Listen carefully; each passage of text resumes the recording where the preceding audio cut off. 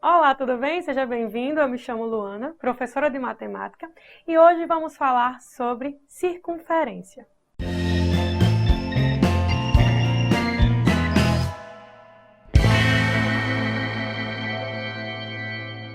Circunferência. Bem, vamos definir circunferência? Definimos como circunferência lambda, o conjunto de pontos do plano equidistantes de um ponto fixo, chamado centro. Temos aqui o centro, certo? Que é um ponto fixo, e todos os outros pontos, quando diz aqui de pontos do plano equidistantes, quer dizer que estão à mesma distância. Qualquer retinha que você traçar aqui, ligando o centro a um ponto da circunferência, vai ter a mesma medida, e que chamamos de raio, que está representado aqui, certo? Então, o raio da circunferência vai do ponto que está no centro até outro ponto da circunferência. Temos aqui que o comprimento da circunferência é dado por 2π raio, certo? Aqui é uma multiplicação, então é 2 vezes a medida de π vezes a medida do raio. Descobrimos o comprimento da circunferência. Arco de circunferência. Define-se arco de uma circunferência lambda qualquer subconjunto de lambda. Veja a figura a seguir. Temos aqui essa figura indicando esse arco de circunferência. O arco aqui é o AB, certo? Está vendo aqui essa abertura que está em vermelho. Temos aqui essa circunferência e esse arco é um subconjunto dessa circunferência, certo? Ó, sendo AB igual a L, essa medida aqui toda está chamando de L, temos que OA, essa medida aqui, é igual a R, ou seja, o raio da circunferência. E e alfa, aqui, o ângulo em radianos. Então, temos que essa medida L é igual a alfa, que é o ângulo, vezes o raio. Então, para descobrir esse comprimento aqui, essa medida L, basta você multiplicar o ângulo vezes o raio no arco de circunferência. Bem, vimos a circunferência, assim como aprendemos a calcular o comprimento dela, basta multiplicar 2 vezes a medida de π vezes a medida do raio, certo? Daí, calculamos o comprimento da circunferência. Vimos também o arco de uma circunferência, que é o subconjunto da circunferência, certo? E para calcular a medida desse arco, fazemos o quê? Basta multiplicar o ângulo vezes o raio. Agora, iremos ver grau. Um arco de comprimento igual a 1/360 da circunferência determina um ângulo que chamamos de 1 grau. Ou seja, pegando uma circunferência e dividindo ela em 360 partes, cada uma dessa parte chamamos de 1 grau, denotado por 1 grau, que está aqui, certo? O símbolo. Com isso, em uma circunferência temos 360 graus. O grau não admite supermúltiplos, mas admite submúltiplos. São eles. Bem, temos aqui 1 minuto, que é 1/60 de 1 grau. Ou seja, se você dividir 1 grau em 60 partes, cada uma dessa parte é 1 minuto. Ou seja, 60 minutos é igual a 1 grau. Temos aqui também representado 1 segundo. Se você pegar 1/60 do minuto, ou seja, de 1 minuto, vamos ter igual a 1 segundo. Então, pegando 1 minuto, dividindo em 60 partes, cada uma dessa parte é igual a 1 minuto, ou seja, 60 segundos é igual a 1 minuto. Esses são os submúltiplos do grau. É o minuto e o segundo. Bem, vimos aí os submúltiplos do grau. Temos o minuto e temos o segundo. Então,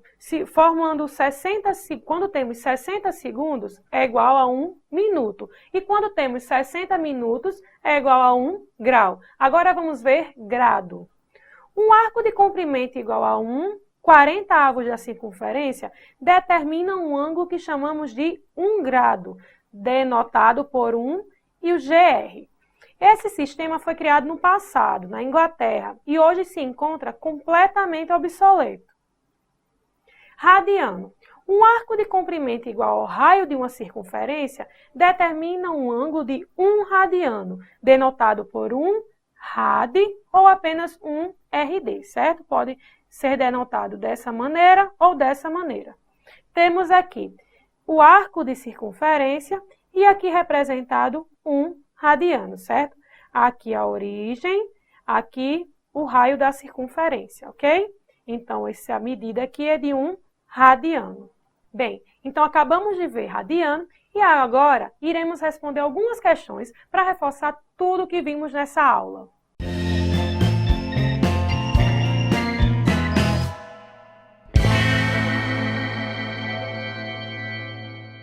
Bem, vamos agora aprimorar ainda mais nosso conhecimento sobre circunferência, respondendo às questões. Agora, nessa questão, vamos ver o seguinte. Pivô central é um sistema de irrigação muito usado na agricultura, em que uma área circular é projetada para receber uma estrutura suspensa. No centro dessa área, há uma tubulação vertical que transmite água através de um cano horizontal longo, apoiado em torres de sustentação, as quais giram sobre rodas em torno do centro do pivô, também chamado de base, conforme mostram as figuras. Cada torre move-se com velocidade constante. Então, temos aqui as duas figuras e temos aqui um pivô de 3 torres. Um pivô de 3 torres, T1, T2 e T3, será instalado em uma fazenda, sendo que as distâncias entre as torres consecutivas, bem como da base à torre T1, são iguais a 50 metros. O fazendeiro pretende ajustar as velocidades das torres, de forma que o pivô efetue uma volta completa em 25 horas. Use 3 como aproximação para π. Para atingir seu objetivo, as velocidades das torres T1, T2 e T3 devem ser em metro por hora de... Temos aqui as alternativas e vamos fazer o seguinte. Temos aí 3 torres, certo? Então, considerando a primeira, a T1, teremos para ela 2π raio, que é o comprimento, certo? 2 vezes, a questão pediu para usar π igual a 3, e o raio dessa torre não é de 50 metros, que foi informado? Todos são iguais a 50?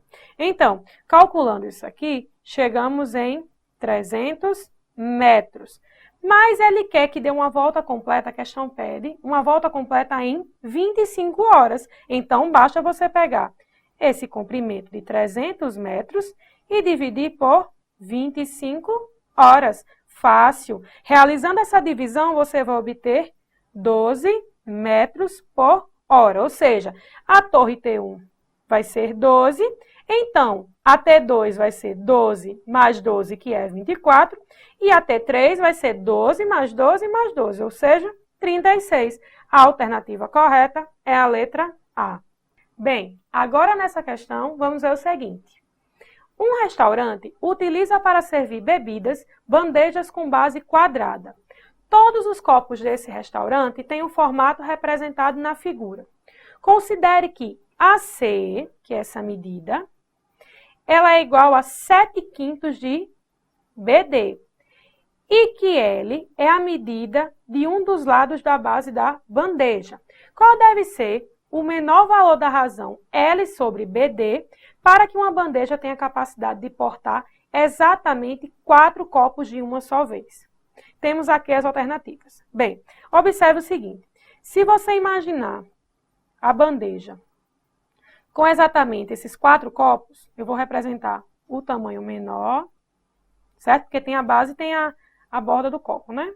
Mais ou menos assim. Observe que aqui a gente tem BD e AC, certo? Se você chamar essa medida BD de X e essa medida AC de Y, temos o quê? Que em um lado dessa bandeja, nós teremos que ter, em um lado, 2 vezes a soma de BD e AC, não é isso? Não são 2 copos? Ou seja, X mais Y. Mas na questão foi dada uma relação bem importante. Disse que AC é igual a 7/5 de BD, ou seja, temos que 2 vezes X mais esse Y aqui, que é o AC, vai ser 7/5 de BD, ou seja, 7/5 de X. Daí, fazendo essa continha, você vai chegar exatamente em 24/5 de X, ou seja, a alternativa correta é a letra D.